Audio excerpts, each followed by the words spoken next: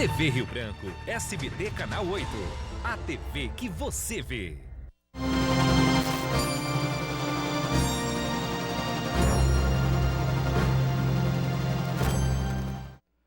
Bom dia, amigos da TV Rio Branco. Hoje é terça-feira, 4 de maio de 2021. Estamos começando mais uma edição do RB Notícias, aqui na sua TV Rio Branco, canal 8.1. O entrevistado de hoje, no programa especial, é o senador Márcio Bittar, um dos vice-líderes do governo, relator do Orçamento Geral da União e, no momento, a figura mais próxima do presidente Bolsonaro no Senado, entre os 81 senadores. Senador Márcio Bittar, sempre um prazer recebê-lo aqui, sempre com o apoio do Araçupa e também do Aramix. Seja bem-vindo ao programa. Muito bom dia. Eu agradeço. Mais uma vez, quero dizer que é um prazer revê-lo e, através do seu programa, poder prestar conta, conversar um pouco a respeito de coisas importantes para o Brasil e para o Acre. Um prazer te rever. Senador, vamos direto ao assunto. Depois de indas e vindas, o que sobrou de fato de direito para o Acre nessa fatia do bolo chamado Orçamento Geral da União? Munez, a discussão que você assistiu, algumas pessoas assistiram, era em cima do RP9. RP9 é a emenda de relator, não foi inventada por mim, criou-se isso há uns 3 anos. Então, a emenda de relator, ela para ser executada ao longo do orçamento, ela tem que obrigatoriamente passar pela anuência do relator. Então, o debate estava em torno deste valor. É um valor que havia sido combinado, claro e evidente, entre o Executivo e o Legislativo. Por conta de quê? Você tinha um desafio na PEC, que eu também fui relator, a PEC emergencial, ela era a necessidade, porque elas se juntaram. Elas eram assuntos que tinham conexão uma com a outra. Então, na PEC emergencial, nós tínhamos que aprovar uma lei para dar ao presidente Bolsonaro o arcabouço legal, a garantia legal, para ele reeditar o auxílio emergencial, que eu sei que milhões de acriandos estão hoje recebendo. E eu sabia, como o presidente Bolsonaro sabia, que muitos brasileiros precisam desse auxílio para comer. As reformas que o Estado começou a fazer e tem que continuar fazendo, ela tem um time próprio. Não acontece quando eu quero. E mesmo que acontecessem todas as reformas hoje, o efeito disso na economia demora. Enquanto isso, milhares de brasileiros, pais e mães de família, precisam comer. Então, essa PEC emergencial, ela tinha então que dar para o presidente a condição da legalidade para ele reeditar o auxílio emergencial, o que agora está acontecendo, e ao mesmo tempo um rigor fiscal. Então veio junto, nessa mesma PEC, a questão dos gatilhos, que basicamente diz o seguinte: quando uma prefeitura, quando o governo do estado fizer muita farra com dinheiro público, chegando a 90%, 95% das receitas correntes líquidas, automaticamente a despesa trava. Ou seja, é mais ou menos como você responsabilizar o mau gestor e não a sociedade, que não tem nada a ver com isso. Então, aquela prefeitura, aquele governo fica proibido, enquanto durar esse percentual, de fazer novo concurso público, fazer nova contratação, aumentar salário. Porque muitas vezes, Muniz, uma Câmara, ela vai pedindo mais dinheiro, mais despesa, até sindicato vai pedindo, e sem querer saber se o município pode ou não pode pagar, se o Estado pode ou não pode pagar. A conta estoura, e aí quando a conta estoura, a prefeitura, o governo do Estado ou a União chama o país inteiro para pagar a conta da farra, que não foi o país que fez. Então, isso foi aprovado. Aí no orçamento, qual era o desafio do orçamento? Concatenado uma coisa com a outra. Primeiro, garantir os recursos da saúde, para não parar a saúde. Claro que a esquerda, ela fica dizendo o tempo inteiro que este orçamento era menor do que o orçamento passado. A saúde estava com menor valor. Claro, não era a saúde que veio com menor valor. Todo o orçamento, o mundo inteiro entrou em recessão. Então, o que o mundo arrecadou no ano retrasado foi muito mais do que o que arrecadou no ano passado. Então, não tinha como o orçamento enviado pelo Executivo ser maior ou até igual ao orçamento de antes da crise. Então, claro que a arrecadação no Brasil e no mundo ela abaixou, porque a atividade econômica diminuiu drasticamente, ainda está assim. Então, é óbvio que o orçamento, que é a estimativa da receita, e em cima da receita, o que é que você vai fazer com ela, a despesa, claro que ela veio menor. Mas, do orçamento que chegou em minhas mãos para o orçamento que foi aprovado, nós aumentamos em 10 bilhões o orçamento da saúde.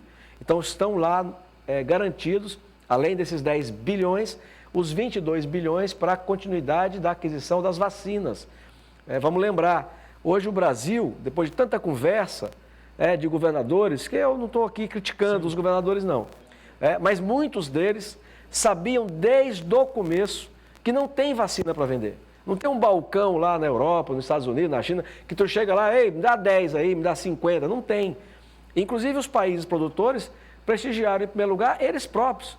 Então, depois de muita falação e muita crítica, eu diria até que de forma injusta ao presidente Bolsonaro, hoje o Brasil já está chegando a 70 milhões de doses de vacina, todas elas, todas, sem exceção, adquiridas, pagas pelo governo federal. Uma prova é que a Índia, que é a maior produtora de vacinas, 60% responsável pelas vacinas do mundo, não tem como vacinar sua própria população. E para terminar esse capítulo, você tirando os países que produzem a vacina, o Brasil está, se não no primeiro, mas está nas primeiras colocações do país que mais está vacinando no mundo. Bom, então era garantir o dinheiro da saúde fundamentalmente. Né? Então não procede, senador, a informação ou os boatos, né, não procedem de seus adversários aqui, de que o senhor aproveitou para meter a faca no orçamento da saúde, da educação, da ciência, da tecnologia, enfim. Eu sempre respeitei,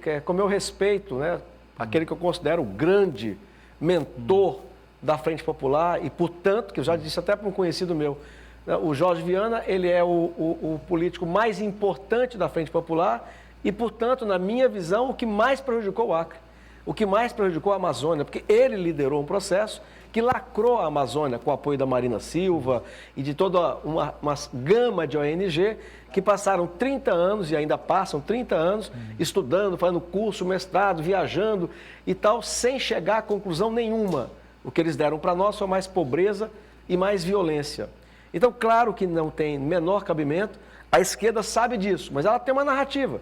E você pode provar por A mais B, está provado. Qualquer pessoa que está me assistindo, ela tem o direito de entrar na internet, esses jovens hoje manjam desses computadores pra caramba, e vai pegar o orçamento que chegou no Congresso, para o orçamento que saiu do Congresso, aumentou em 10 bilhões de reais o valor para a saúde pública. E o outro desafio, terminando, que é mais ou menos 4 pontos fundamentais, o outro tripé é uma conta que o Executivo com o Legislativo chegaram de algo em torno de 30 bilhões de reais que a gente tinha que arrumar no orçamento para garantir que determinados programas do governo não parem, como o programa de vigilância aqui em cima da Amazônia.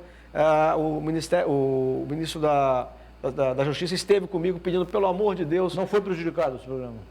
Aí depois teve o corte. Então, nós fomos atrás dos 29... Já não estava mais no seu controle. Não estava mais no meu controle. Fomos atrás de quase 30 bilhões, que era justamente para isso, para não parar certos programas do governo e também não parar obras. Como é que ficou a questão do censo 2021? Não vai ser feito, não tem como fazer. Esse foi o único corte que vamos dizer assim, que eu assumo que foi uma iniciativa minha, porque não vai ter como fazer. Como é que o próprio Estado, que está pedindo, pelo amor de Deus, para todas as pessoas de alto risco, pessoas de idade, fiquem em casa, você vai criar, o próprio Estado vai criar um exército de pessoas para ir às casas, para falar com essas pessoas, não tem como fazer. E o prejuízo de não realizarmos o censo é grande mesmo ou o pessoal da oposição está superestimando esse detalhe aí? Então, o papel da oposição é esse, né? Se tivesse no governo do PT, do Lula, da Dilma, eles iam dizer, olha, vocês estão querendo criar um monte de pessoas que vão no meio da rua e vão entrar na casa do senhor de idade, da senhora de idade. Vocês não têm alma, não têm coração, o censo pode esperar, o ano que vem a gente faz e tal. Como somos nós, olha o prejuízo do censo. O fato é que, inclusive, funcionários do IBGE, do sindicato, foram há 3, 4 meses atrás fazer uma movimentação e só pararam porque não vai ter o censo esse ano, contra, porque eles se colocavam numa situação que eles achavam que eles iam correr risco de vida, de pegar a Covid, etc. e tal. Mas, enfim, eu falei isso para dizer que tinha mais ou menos 4 tarefas que estavam um pouco nas minhas costas. Então, a quarta seria arrumar um valor, né, para o Estado brasileiro continuar tendo alguma capacidade de investimento. Vamos lembrar que uma obra que você para no Acre, em Rondônia, no Nordeste e tal, são empregos que você perde. São pais e mães de família que você manda para a fila do desemprego, que aí vai aumentar a turma que tem que ter o quê? O Bolsa Família, o auxílio emergencial e tal. E programas, como o programa de vigilância sobre a Amazônia, inclusive para conter derrubadas ilegais, para conter o tráfico, que aqui nós estamos entregue ao narcotráfico. Programa como da cidadania, do Ministério da Cidadania, tem um programa que cuida de pessoas dependentes químicos, são mais de 50 mil famílias no Brasil. O próprio programa do Ministério de Ciência e Tecnologia, da vacina brasileira, daqui até o final do ano, provavelmente. Aliás, o ministro disse que é certeza. Nós teremos pelo menos 2 vacinas brasileiras funcionando.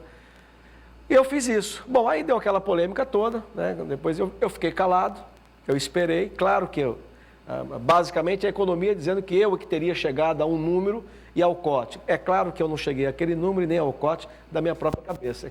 Evidentemente aquilo havia sido combinado. Eu esperei, tive a paciência necessária. O que estava em jogo para mim, né, é que eu poderia perder, e isso me deixou tenso, eu poderia perder tudo que eu tinha feito para o Acre, para o Brasil e para o Acre. Só que quando a gente perde para o Acre, o poder que o Acre tem no Brasil é pouco. Se você perde alguma coisa que o Brasil inteiro está olhando, então você cortar o dinheiro do Ministério de Ciência e Tecnologia para continuar o estudo da vacina. Ora, isso é uma coisa tão nacional que agora vão mandar um projeto de lei, uma emenda constitucional e vão arrumar esse dinheiro. Vai emprestar, como foi no ano passado, 700 bilhões e tal. Vão realocar de outra pasta? Realoca, empresta e tal. Agora, se fosse um problema só do Acre, eu não vou comover o Brasil para o Acre. Então, se cortasse o recurso do relator, tudo que eu estava arrumando para o Acre ficaria perdido. Há 3 semanas, senador. E aí, para terminar, respondendo concretamente. Hoje, eu estou preocupado, inclusive, eu estou animado e preocupado, porque eu estou com 18 bilhões e meio de emenda de relator. É claro que isso é para atender demandas, mas do Brasil. Mas é claro que, como depende de mim, o Acre será beneficiado. O Acre pode ser beneficiado com 500 milhões, 600 milhões ou até mais. Dependendo de quê? Eu estou preocupado, eu já conversei com o governador hoje de novo, do Estado ter a capacidade técnica de não perder esse recurso. Através de projetos elaborados? Projetos técnicos. Ontem eu tive uma reunião com o pessoal da SEDU, porque agora, por exemplo, eu agora preciso me dedicar mais a isso. Não adianta eu agora ir atrás de abrir outras portas. Essas já são muitas. Nós temos eu consegui nesses últimos 2 anos, mais de 150 milhões de extra, que já é para estar aqui, é para ter licitação. Então nós estamos com um problema. Ontem eu conversava com o Luiz Felipe, que é secretário de Estado, ele estava me dizendo que o Estado está carecendo de algo em torno de uns 50 técnicos, porque os projetos são mais de 100 que o governo está fazendo. Aí não é só que eu arrumei, que os governos arrumaram, os outros deputados federais, senadores, etc. Mas mesmo que você tenha empresa contratada para elaborar o projeto, o Estado tem que ter uma equipe técnica para acompanhar, porque a lei não permite que a fiscalização da própria elaboração dos projetos seja feita por uma terceirizada. Tem que ser o Estado fiscalizando. Legal. É um problema... Esse é o desafio, Muniz. O Acre, então, ele pode ser beneficiado com 500 a 600 milhões de reais. O dinheiro está na minha mão. Veja, são 18 bilhões e meio. O presidente da Câmara, o presidente do Senado, interessadíssimo nisso. São demandas que chegam a eles, dos deputados e senadores do Brasil inteiro. E para isso ser atendido, tem que passar por mim. Então, isso significa dizer que se o Acre estiver preparado para receber, ele vai receber.